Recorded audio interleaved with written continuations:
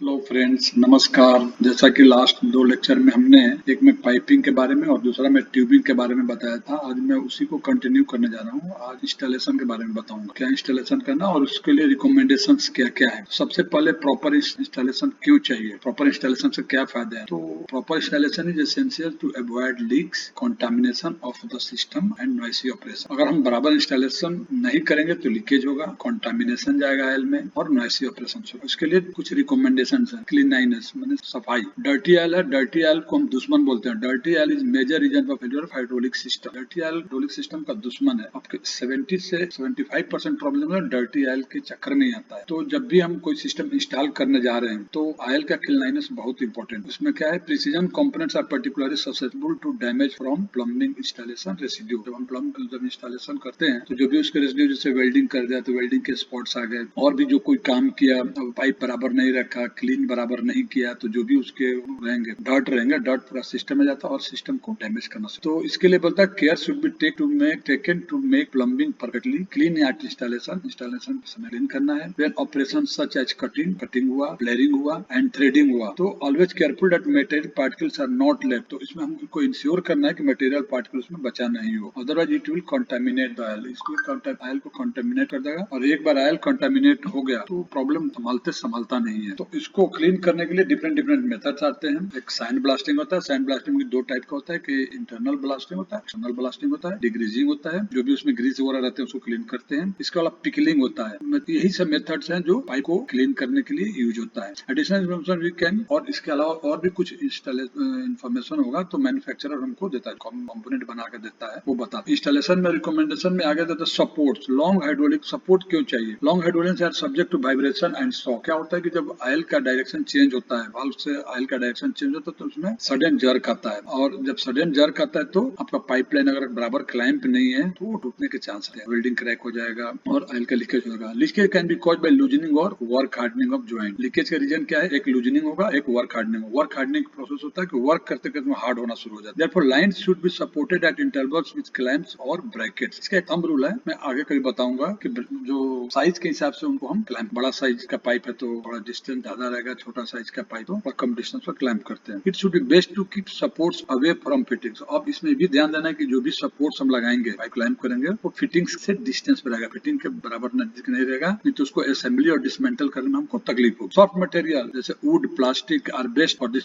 Support के लिए है, लेकिन आजकल वुड तो नहीं चलता है, लेकिन प्लास्टिक चलता है। और जो हीट वाला एरिया में प्लास्टिक भी नहीं चलता क्योंकि मेल्ट हो जाएगा, तो एल्युमिनियम का क्लैंप आता है जिससे हम उसको क्लैंप कर। Consider functions of line. There are number of special consideration related to function of lines that should be mention. क्या क्या वो, the pump inlet port should be larger than the outlet to accommodate a larger intake line. हमेशा जो है हमारा pump का inlet हमेशा बड़ा होना है। It should be same line throughout the pump inlet. Pump inlet का थ्रू आउट सेम होना है, कम नहीं होना है। Keep the line as large as specified. Specification के हिसाब से लार्ज होना है, and as short as possible, और जितना छोटा हो सकता है उतना कर सकते। Avoid bends and keep minimum number of fittings in inlet. Inlet में क्या कहता है कि बेंड्स को मिनिमाइज करना है कैविटेशन से बचाने के लिए, और फिटिंग को मिनिमम करना है। अगर फिटिंग को मिनिमम नहीं है तो एयर के होने के चांसेस रहते हैं। क्या होता है कि जब पंप चालू करते हैं there is vacuum at the pump inlet, जैसा कि हमने पंप के लेक्चर में बताया था।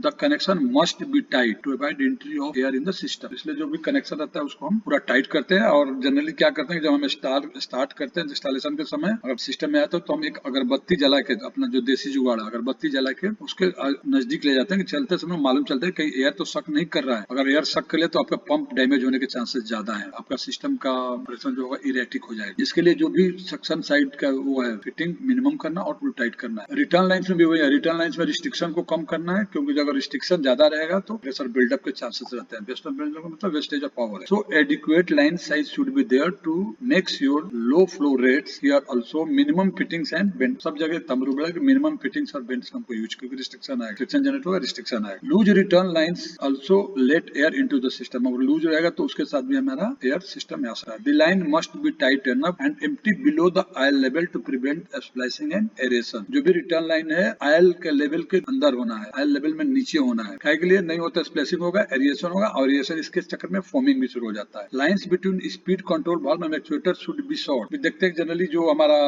वाल्व स्टैंड है, वाल्व स्टैंड और फ्लो कंट्रोल जो भी है वो सिस्टम के जितना नजदीक रखेंगे उतना हमको प्रिसाइज फ्लो कंट्रोल होगा और ऑपरेशन फास्ट। अब इंस्टॉलेशन में हम और क्या क्या रिकमेंडेशन, हॉर्स का इंस्टॉलेशन पे flexible hose should be installed so there is no kinking during machine operation. Machine operation में कोई किंकिंग नहीं होना चाहिए। Some slack should be always present to relieve strain and permit absorption of pressure. से pressure surges जब आता है तो अगर हमने उसको पहले से ही स्लैग नहीं छोड़ा तो पहले से ही टेंशन में रहेगा और स्ट्रेन में रहने से ये हमारा पाइप फट जाएगा। इसके लिए थोड़ा सा स्लैग देना पड़ता है, पर्टिकुलरली हर हॉर्स में जो आपका लेंथ के हिसाब से और साइज के हिसाब से दिया रहता है कि इसमें कितना रेडियस मेंटेन करना, तो उतना रेडियस हम मेंटेन करते हैं। Twisting of offsets and unusually long loops are also undesirable. Hose तो ट्विस्ट एनी हाउ नहीं होना चाहिए। जब ट्विस्ट रहेगा तो पहले से ही टेंशन में रहेगा, जैसे ही फ्लो होगा तो उसके फटने के चांसेस ज्यादा रहेंगे। लॉन्ग लूपिंग भी नहीं होना चाहिए। क्लैंप्स में बी रिक्वायर्ड टू अवॉइड चैपिंग और टेंगलिंग विद मूविंग पार्ट। और मूविंग पार्ट है तो उसको अवॉइड, चैपिंग एंड टेंगलिंग को अवॉइड करने के लिए क्लैंप्स लगा। Hose should be rubbing, hose subject to rubbing should be encased in a protective sleeve और गार्ड। अगर बाई चांस हमारा हॉर्स लंबा हो गया, कहीं रबिंग के चांसेस हैं, तो आप देखेंगे कि ये रब होकर वहीं से फट जाएगा। तो इसलिए कभी भी हॉर्स को रबिंग से बचाना है। अगर नहीं है तो उसको हम क्या बोल रहे हैं, rubbing should be encased in a protective, उसको हम एक प्रोटेक्टिव स्लीव में डाल देते हैं या कोई सॉफ्टवेयर मटेरियल के साथ लगा देते हैं, जिससे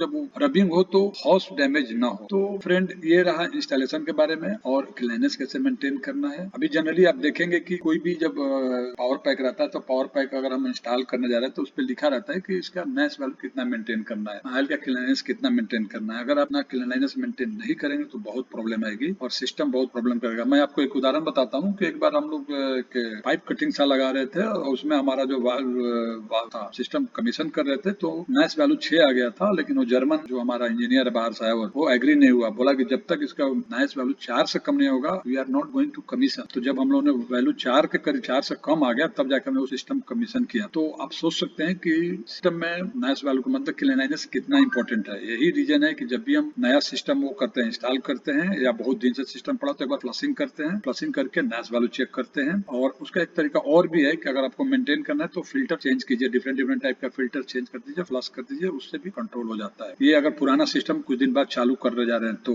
नया सिस्टम में तो मेंटेन करना ही पड़ेगा। तो फ्रेंड ये सब रहा इंस्टॉलेशन के बारे में। तो मैं उम्मीद करता हूँ कि ये इंस्टॉलेशन के बारे में आपको समझ में आया होगा। मैं आपको रिक्वेस्ट करता हूँ कि मेरे चैनल को सब्सक्राइब करें और बेल आइकन दबा दें, जिससे कि जब भी कुछ नया डालें तो आपको इमीडिएट मिल जाए। Okay, thank you very much.